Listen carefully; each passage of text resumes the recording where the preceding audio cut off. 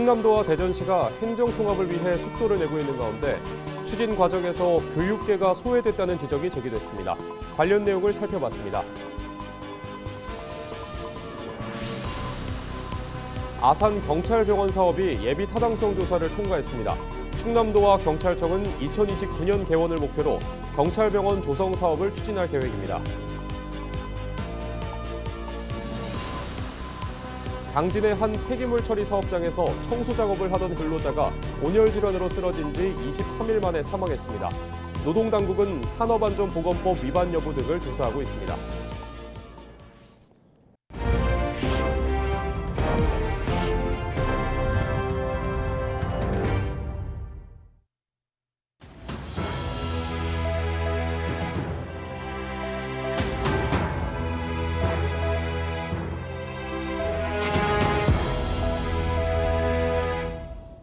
시청자 여러분 안녕하십니까? 헬로티비 뉴스입니다. 충남도와 대전시가 행정통합을 추진하고 있습니다. 이런 가운데 교육계에선 행정통합을 추진하는 과정에서 교육 주체들의 목소리가 포함되지 않고 있다며 우려를 나타내고 있습니다. 정호석 기자의 보도입니다. 지난달 행정통합 특별법안을 확정하는 등 통합에 속도를 내고 있는 충남도와 대전시. 하지만 교육계에선 통합을 지적하는 목소리가 나오고 있습니다. 통합을 추진하는 과정에서 교육청 등 교육 관계자와 어떠한 소통이 없었기 때문입니다.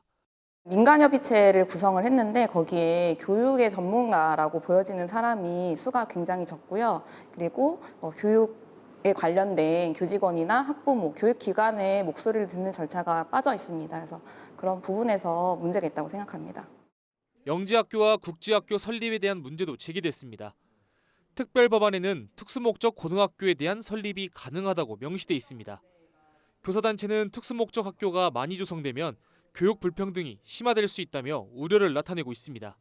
이런 학교들이 설립되게 되면 학교 간의 서열화가 굉장히 심해지고 교육의 불평등이 심화될 수밖에 없습니다.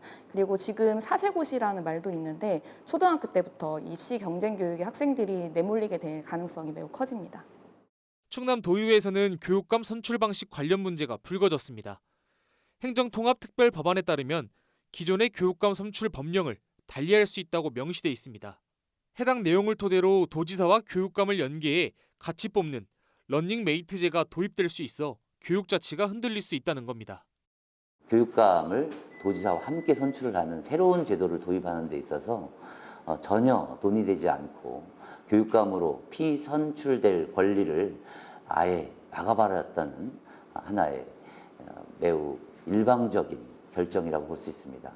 이런 과정을 보면 사실 이 통합 자체가 일부 추진하는 분들의 급한 마음으로 추진한 것이지. 도시 특성을 가진 대전과 농촌도시 융복합 특성을 가진 충남. 서로 교육 방향이 다른 만큼 교육에 대한 깊이 있는 대화가 필요하다는 목소리가 커지고 있습니다. 우리 지역의 국회의원을 중심으로 해서 이 특별자치시 법안 자체가 지역사회에 어떤 영향을 끼치고 할 건지에 대한 더 광범위한 토론 그리고 책임감 있는 토론들이 선제되어야 자치시 출범이 모두의 응원과 축복하에서 진행될 것이라고 생각합니다. 충남도와 대전시는 오는 12월까지 국회 본회의 통과를 목표로 통합 절차를 마무리할 계획입니다. 이러한 가운데 충남교육청도 입장문을 통해 행정통합에 유감을 표하는 한편 협의가 필요하다고 밝히면서 교육계의 반발은 더 커질 것으로 보입니다. 헬로티비 뉴스 정호석입니다.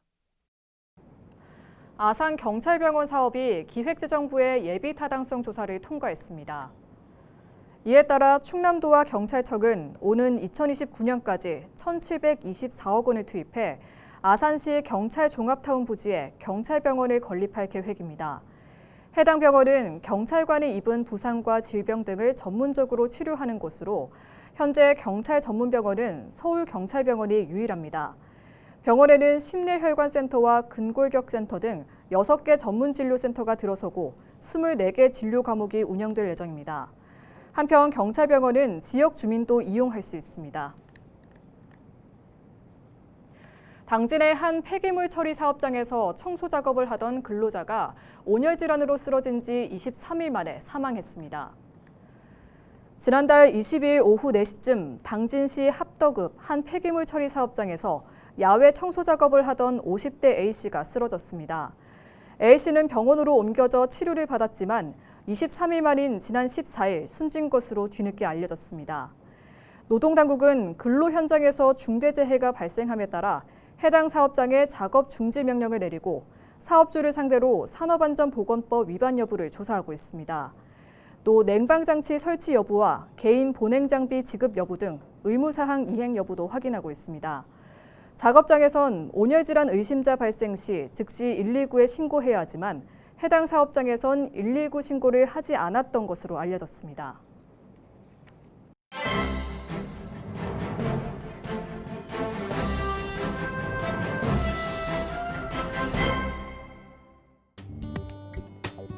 굿모닝 충청 기사입니다. 충남도에 따르면 2027년 2월부터 식용 목적의 개 사육, 도살, 유통, 판매가 금지됩니다. 이에 따라 정부는 업계의 신속한 전 폐업을 유도하기 위해 폐업 시기를 총 6구간으로 나눠 농가에 지원금을 차등 지급하고 있습니다. 도내에서는 개 사육 농장 168곳, 57,860마리가 대상입니다. 이 중 농장 118곳이 폐업을 완료해 폐업률은 70%에 달했다는데요. 이 과정에서 사라진 개는 36,537마리로 집계됐습니다. 현재 남은 농장은 17,000여 마리를 사육하는 50곳이며 2027년 2월까지 폐업을 마칠 예정입니다. 농림축산식품부는 최근 보도자료에서 당초 예상보다 폐업이 빠르게 진행되고 있다며 조기 폐업 유인을 위한 정책 효과가 나타난 결과라고 자평했는데요. 하지만 이는 농장에서 사육되던 개가 사실상 도살돼 유통 소비된 점을 고려하면 긍정적으로만 평가하긴 어렵다는 지적입니다. 실제 도내 소재 농장에서 사육된 개가 지자체에 인수되거나 동물보호소 또는 단체를 통해 입양된 사례는 없는 것으로 확인됐습니다. 도와 지자체 동물보호소 역시 최대한 인수, 가정 입양을 장려하지만 현실적으로 쉽지 않은 상황이라고 신문은 전했습니다. 지금까지 신문 브리핑이었습니다.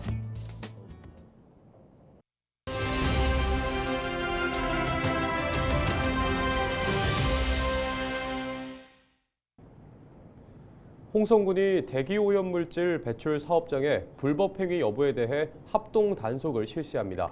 홍성군 박승주 특별사법경찰팀장 전화 연결해서 자세한 내용 들어보겠습니다. 네, 팀장님, 우선 이번 합동 단속은 어떻게 진행되는 건가요? 네, 홍성군 특별사법경찰팀은 환경오염을 사전에 차단하기 위하여 대기오염물질 배출 사업장의 불법 행위 여부에 대한 합동 단속을 실시하는데요. 이번 단속은 충청남도 홍성군 특사경 환경부서가 합동 단속반을 편성하여 8월 13일부터 8월 29일까지 실시할 예정입니다. 단속 대상은 폐기물 처리업체, 플라스틱 물질 제조업체, 자동차 수리업체 등 생활주거지 인근 배출 사업장을 중점 점검 단속하게 됩니다.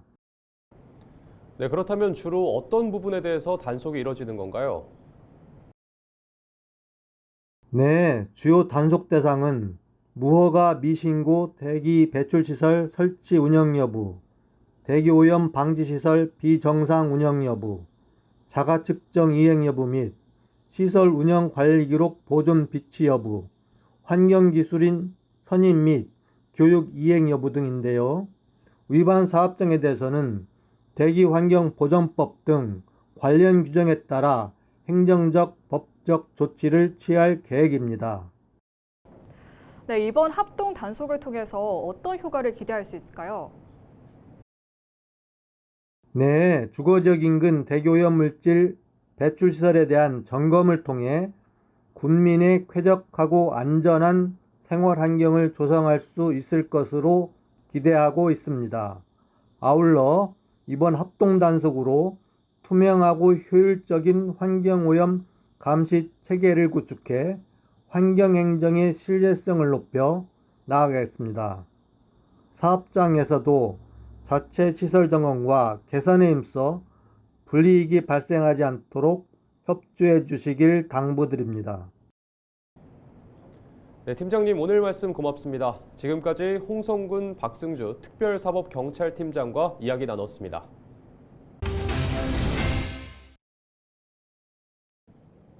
태안에서 북한산으로 추정되는 담뱃갑 등이 발견됐습니다.